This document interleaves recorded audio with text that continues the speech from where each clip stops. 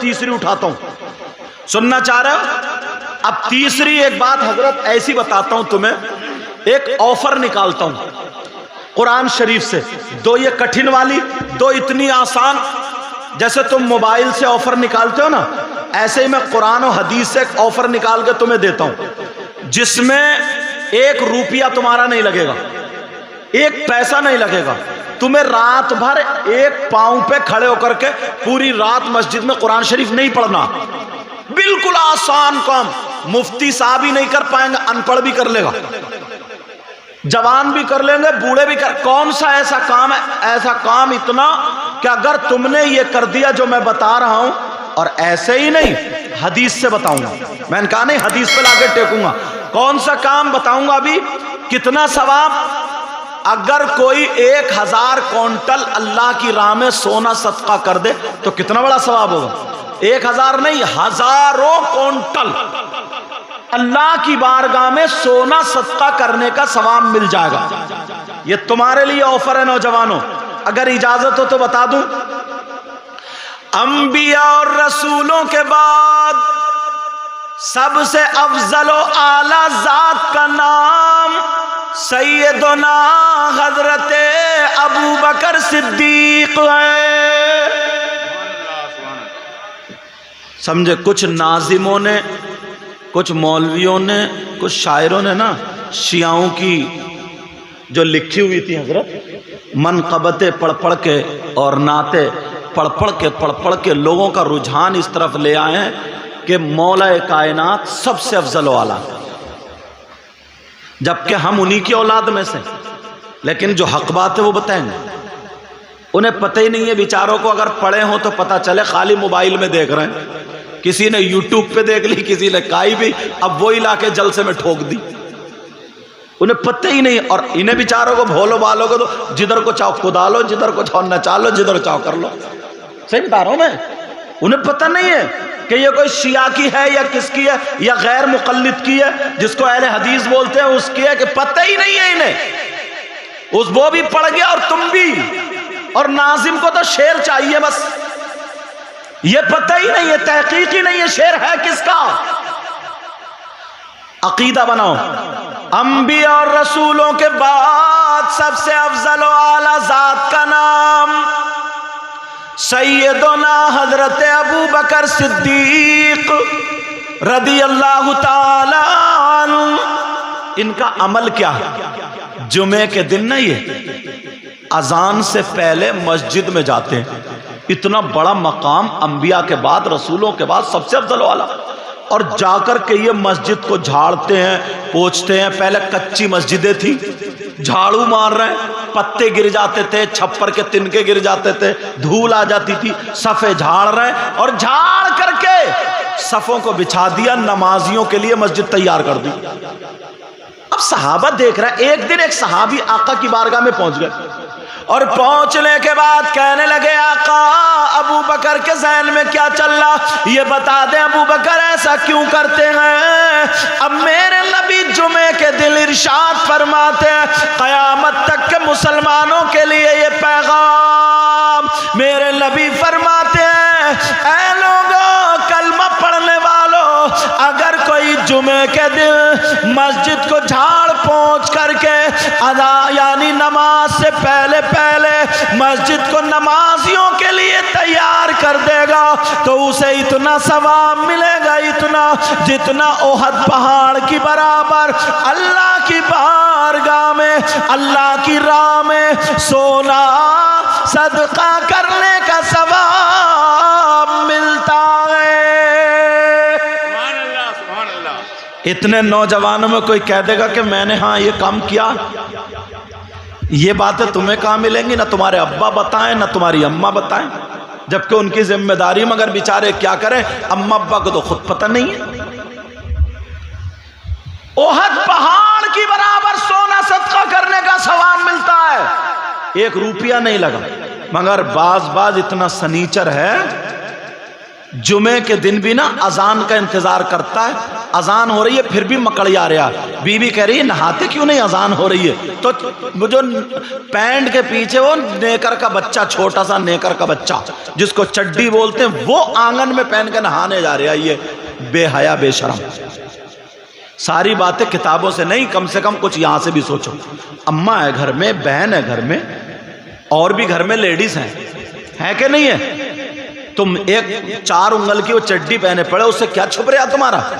اتنی عقل تو خود بھی رکھتے ہو نا، اتنی یہ تو شرم و حیا غیرت خود بھی ہونی چاہیے۔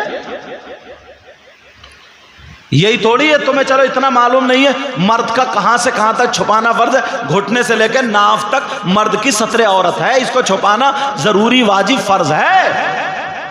اور تم نہ آنگن میں شیمپو پہ شیمپو مار رہا، اور پورے یہاں کی پاؤں دکھ رہے ہیں، میں کیسے بولوں، ساری چیزیں دکھ رہی ہیں، پھر بھی شرم ہوا، غیرت نہیں۔ نبی فرماتے اگر کوئی جمعے کے دن مسجد کو جھاڑ پوچھ کے صاف کر کے ایک مٹھی کوڑا نکال دے گا تو اللہ تعالیٰ اسے احد پہاڑ کی برابر سونا صدقہ کرنے کا ثواب ملے گا۔ اب مجھے بتاؤ کیا نبی کی بات غلط ہو سکتی ہے؟ نہیں، کسی پیر کی تو ہو سکتی ہے، مگر آمنہ کے لال کی بات غلط نہیں ہو سکتی۔ تمہیں یہ کوئی باتیں بتاتا نہیں، تمہیں کہاں ان باتوں سے مطلب۔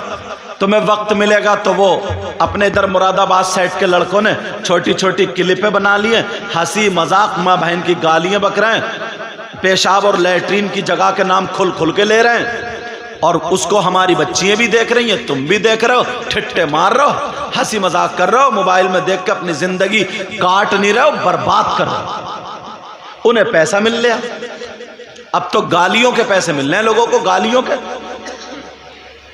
گالی بھر رہا ہے لڑکے، اور کہتے ہیں یار یہ بڑا فیمس ہو گیا، یوٹیوبر ہے یہ، بڑا مشہور ہو گیا۔ دیکھ قبر میں جب جائے گا نا تو قبر میں بھی تو بہت مشہور ہو جائے گا، اتنا مارا جائے گا، اتنا مارا جائے گا کہ دھمال مچا دیا جائے گا، تیری ہڈی چونچ چونچ بولیں گی چورا ہو جائے گا، ادھر کی پسلی ادھر مل جائے گی، ادھر کی پسلی ادھر مل جائے گی، اور جب گرج مارا جائے گا نا تو 70 میل زمین کے اندر دھستا ہوا نظر آئے گا، تب تیرا یوٹیوبر نکلے گا۔ دیکھ،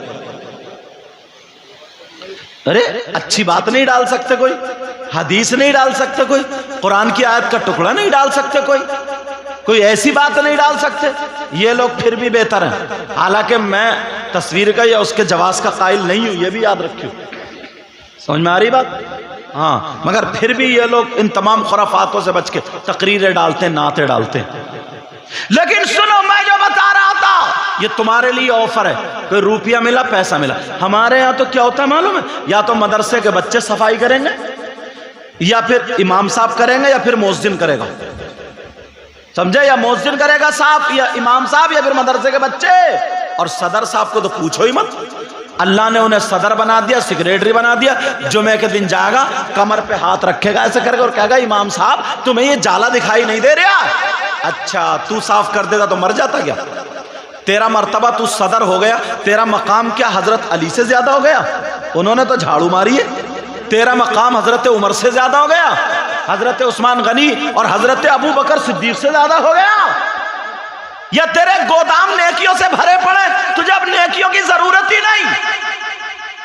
ایسی صدارت میں لگ جائے آگ جس سے غرور پیدا ہو جائے، جس سے غرور پیدا ہو جائے، ایسے روپیے میں بھی آگ لگ جائے جس سے تکبر پیدا ہو جائے۔ ایک جگہ میں نے پڑھا کتاب میں، کتاب کا نام یاد نہیں رہا مجھے، لیکن بات اچھی لگی تو اصلاح کے طور پہ کہہ دیتا ہوں۔ جو ملک الموت ہے نا، روح قبض کرتے ہیں، ان سے پوچھا اللہ نے ایک مرتبہ کہ تم لوگوں کی روح قبض کرتے ہو، تجھے کبھی ایسا حادثہ، کبھی ایسا واقعہ آیا کہ جس سے تجھے رحم آیا ہو اس کی روح قبض کرتے ہوئے؟ کہاں مولا آیا تھا؟ کہا کیا؟ کہا ایک عورت اپنے بچے کو جنم دینے والی تھی، اس کا گھر ندی کے کنارے پر تھا، پانی بہت زیادہ آیا ہوا تھا، اتنے میں اس کا گھر ڈھہ گیا اور وہ عورت ایک تختے پر آ گئی، اس نے پانی کے ہی اندر، سن لیجیے بات، پانی کے اندر، اس نے پانی کے اندر جنم دے دیا بچے کو تختے پر، اور جنم دیتے ہی اللہ تو نے مجھے حکم دے دیا کہ اس عورت کی تو نے حکم دیا تھا اس عورت کی روح قبض کر لو۔ اب میں سوچنے لگا یہ بچہ، یہ تو پانی میں کوئی اور بھی نہیں، کیسے کیا ہوگا؟ مگر میں تیرے حکم کے تابع ہوں۔ کہا اللہ میں نے روح قبض کی مگر مجھے رحم آیا تھا، اس کی ماں کی روح قبض کر لی۔ کہا مولا اس بچے کا کیا ہوا؟ پتہ نہیں، پھر پتہ نہیں بیچارہ کیسے کیا ہوا، کہاں ہے کہاں نہیں۔ اللہ نے فرمایا میں نے اسے اتنی دولت دی، اتنی نعمت دی، اس بنا پر اتنی دولت دی، اتنی نعمت دی، اتنا روپیہ دیا، اتنا پیسہ دیا، مگر پھر بھی وہ غرور کرنے لگا، تکبر کرنے لگا، یہاں تک کہ اپنے آپ کو خدا کہلانے لگا، اور اس نے دنیا ہی پہ اپنی جنت بنا لی، اور وہ اپنی جنت کو دیکھ بھی نہیں پایا۔ اسی کا نام قارون ہے۔ قارون کا نام سنا ہوگا، اسی کا نام کیا ہے؟ قارون نے جنت بنوائی، دیکھنے جا رہا تھا، اللہ نے کہا دیکھنے سے پہلے اس کی روح قبض کر لے۔ کہا ملک الموت سے کہا بتاؤ تم نے جس کی روح قبض کی تھی قارون کی، کہا یہ وہی بچہ ہے جس کی ماں پانی میں مر گئی تھی۔ اللہ انعام دیتا ہے، دعا کیا کرو نا اللہ ہمیں اچھی دولت دے۔ بعض دولت گمراہیت کی طرف لے جاتی ہے، اور شہرت بھی، سمجھے؟ یہ دو چیزیں بڑی دشمن ہیں۔ دعا کیا کرو اللہ عثمان غنی جیسی دولت سے مالا مال فرما، حسنین کریمین جیسی شہرت سے نواز دے، ایسی دعا کیا کرو۔ تو بات یہ چل رہی تھی، اب ذرا سنو، صدر ہو گئے، کہنے لگے امام صاحب تمہیں دکھ نہیں رہے ہو؟ اچھا نماز میں کہے گا پیچھے اس امام کے، اور اب نوکر بنا لیا تو نے اسے، اور پھر تمہارے کپڑے خراب ہو جاتے، تم صدر بن گئے ہو، تو تمہارا اتنا اونچا مقام، میرے نبی نے تو مسجد میں جھاڑو ماری ہے۔ ایک بات اور بتاؤں، غوث پاک کا ذکر آ رہا تو اس کے ضمن میں ایک بات بتا دوں۔ سیدنا عبدالحق محدث دہلوی لکھتے ہیں حضرت، غوث پاک کی وہ بارگاہ ہے جہاں پہ لوگ خدمت کرتے کرتے، جھاڑو مارتے مارتے ولی ہو گئے۔ تو ایک مولانا نے اس پہ اعتراض اٹھایا، یار لو نہ نماز کا ذکر کیا انہوں نے، نہ حج کا ذکر کیا، نہ روزے کا، نہ زکوٰۃ کا، کوئی ایسا ذکر نہیں کیا، غوث پاک کی بارگاہ میں خدمت کرتے کرتے، جھاڑو مارتے مارتے ولی ہو گئے۔ تو میں نے جواب دیا تھا، میں نے کہا سنو، غوث پاک کا یہ کمال ہے، وہ تو جھاڑو مارنے والا ہے، اگر غوث پاک کی نظر چور پہ پڑ جائے تو وہ بھی ولی ہو جاتا ہے۔ بولو ہوا کہ نہیں ہوا؟ ابدال جو ہے ولی کے قسم ہے، بولو ہوا نہیں ہوا ہے؟ تو یار چور سے تو جھاڑو مارنے والے کا مقام پھر بھی اونچا ہے، بولو ہے کہ نہیں؟ غوث پاک کی بارگاہ میں، حضرت سیرت غوث پاک پڑھیں گے تو اس میں ملے گا، غوث پاک کی بارگاہ میں الگ الگ خدمتیں تھیں۔ کسی کو یہ کہہ دیا تھا کہ تم برتن دھویا کرو گے، کسی کو یہ خدمت دے دی کہ تم مہمانوں کو، آنے والے جانے والوں کا استقبال، انہیں بٹھا لو گے، کسی کو یہ کہہ دیا انہیں کھانا کھلاؤ گے، کسی کو یہ کہہ دیا انہیں پانی پلاؤ گے، کسی کو یہ بتا دیا کہ تم جوتے چپل سنبھالو گے۔ پوری خانقاہ کا نظام، جیسے مدرسے کے بچوں کی استاد باری لگا دیتے ہیں کہ تمہارا یہ، تمہارا یہ، تمہارا یہ، تمہارا، ہوتا نہیں ہوتا، باری لگاتے ہیں، ایسے ہی سارا نظام بنا دیا۔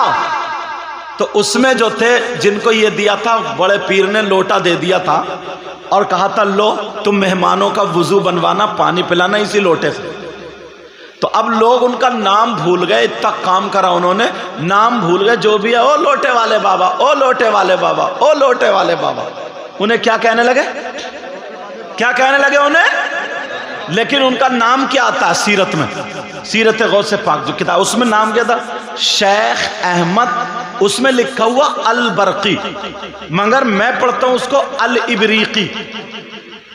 ابریق مانے لوٹے کے آتے ہیں عربی میں، اور وہ لوٹے والے بابا تھے. لوٹے والے بابا اس کی نسبت سے چلو بہرحال میں نے دونوں بتا دیے. کہیں پڑھ لو تو یہ کہہ دو کہ یار اس میں البرقی لکھو، ابریقی کیوں بتا گئے؟ ایسے بھی ہوتا ہے نا. اب ذرا سنو، لوٹے والے بابا ایک دن مایوس بیٹھے تھے، جوتی چپل ٹھکانے لگانے والے وہ بھی آ گئے.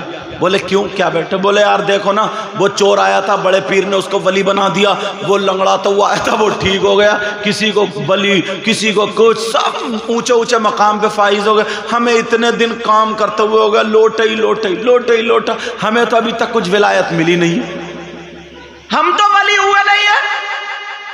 بولے تھک گئے یار، ایسا کرو 2-3 دن کے لیے دماغ ذرا بدل لو، کہیں نہ کہیں گھوم کے آتے ہیں، پھر اس کے بعد کام کریں گے. بولے ٹھیک ہے. اب یہ اس چکر میں تھے، مگر صبح کو بڑے پیر کی بارگاہ میں 2 اللہ والے آئے، اور جیسے ہی اللہ والے آئے، خوبصورت چہرے والے، بڑے پیر سے کہنے لگے ہمیں کام بتایا جائے. تو بڑے پیر بولے نہیں، تمہیں 3 دن پہلے سفر کرنا ہے کعبے کی طرف کو، مغرب کو. کیا کرنا ہے؟ بولو سفر کرنا ہے.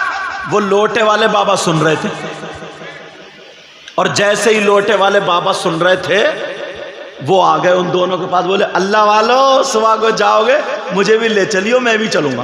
بولے تم کون ہو، ہم تمہیں کیوں لے جائیں؟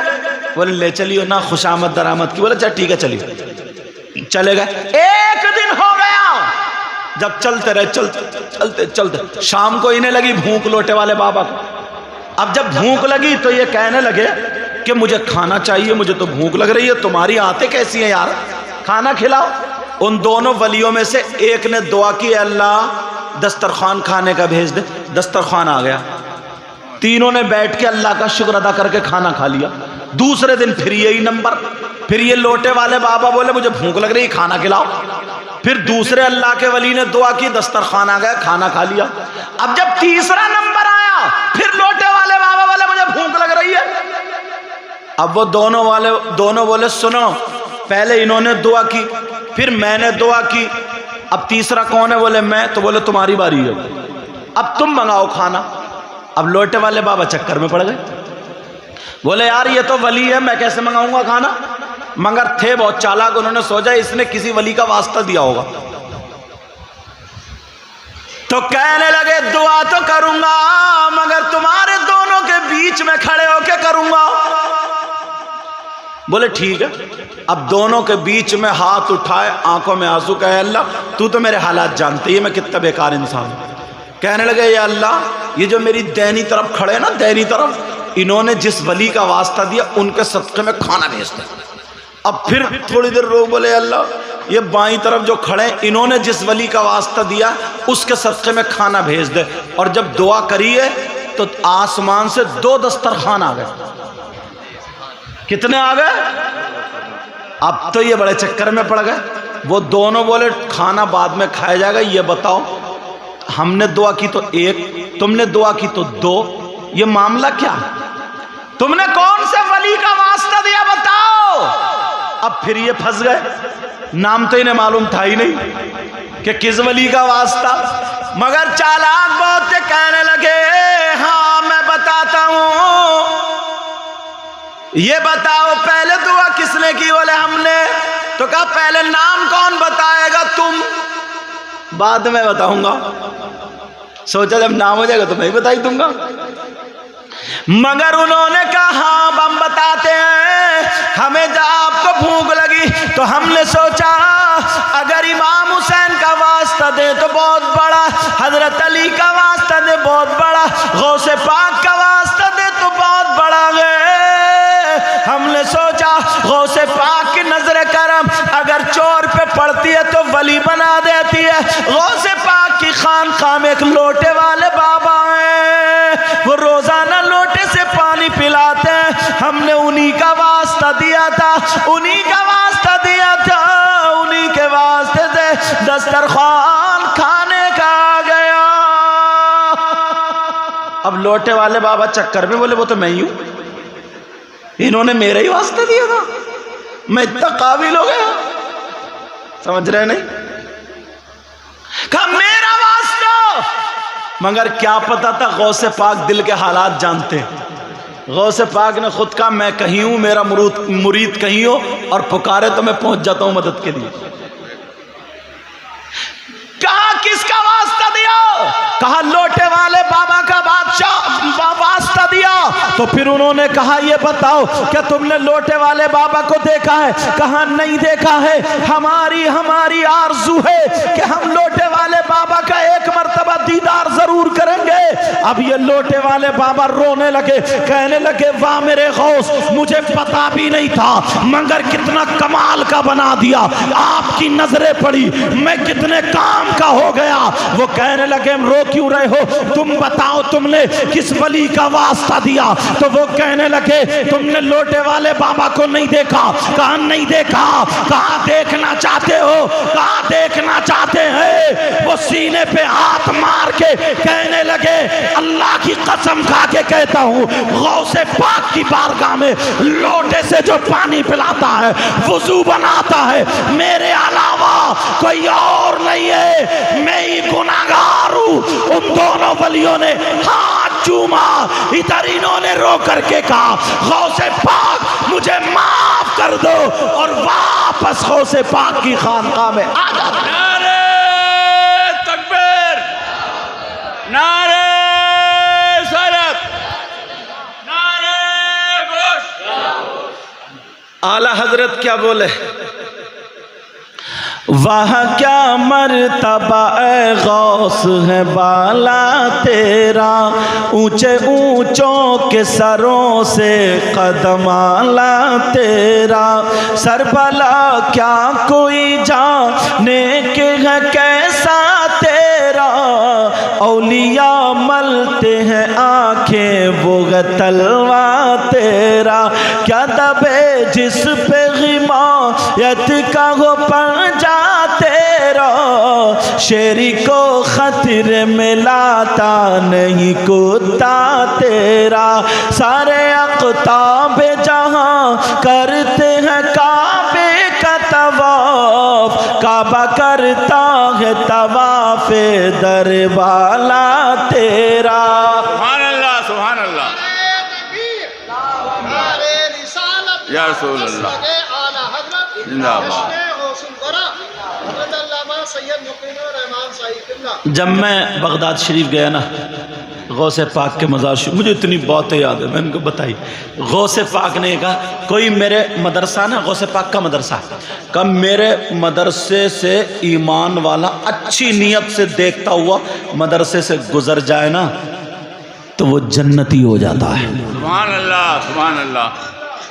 لنگر شریف وہاں پہ ہم خود گئے، آج بھی لنگر بنتا ہے، آج بھی۔ تو بہت سارے لوگ وہ مجھے جانتے تھے نا، لڑکے بہت اکٹھے ہو گئے، پھر تو اپنے علاقے کے جو گئے ہوئے تھے، جو بمبئی اور سب، پھر انہوں نے مجھے سرچ کیا، دیکھا موبائل پہ، تو سب میرے ساتھ ہو گئے۔ تو وہ لالا کہ ارے میں نے کہا غوث پاک کی بارگاہ میں یہاں کوئی بادشاہ نہیں ہے، ہم تم سے بھی گئے گزرے، یہاں نوکر ہیں، سمجھے؟ میں نے کہا تو وہاں بیٹھ رہے تھے نا، تو میرا کپڑا تھا، کالا رومال ڈالا ہوتا ہے میں سید صاحب، تو میں نے کالے رومال سے اپنی وہیں جھاڑو ماری تھی، سمجھے؟ اور مجھے آنسو نکل رہے تھے، میں نے کہا یار وہ باتیں یاد آ رہی تھی کہ یہاں پہ بیٹھنے والا کتا بھی شیر کو مار کے چلا گیا۔ اعلیٰ حضرت نے جو کہا نا کیا دبے جس پہ حمایت کا ہو پنجا تیرا، شیر کو خطرے میں لاتا نہیں کتا تیرا۔ اللہ